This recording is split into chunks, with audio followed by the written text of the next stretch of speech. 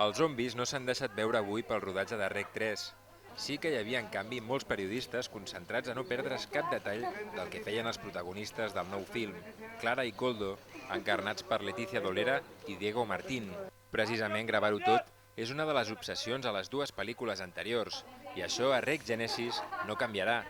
Però les circunstàncies en les que es desenvolupa l'acció seran ben diferents. Rec 3 sucede en el entorno de una boda, ¿no? Realmente el concepto básico es qué ocurre cuando el día supuestamente más feliz de tu vida, más importante, se convierte en el infierno absoluto. Una de les grans novetats d'aquesta entrega és que la infecció, que abans estava concentrada a un edifici de l'Eixample, ara s'ha traslladat a aquesta altra construcció, ben diferent, el casino de Sant Pere de Ribes.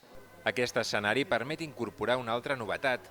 Algunes escenes de terror es rodaran a l'exterior. No todo en este edificio es tan bonito como este jardín. Ahí hay un poco de todo.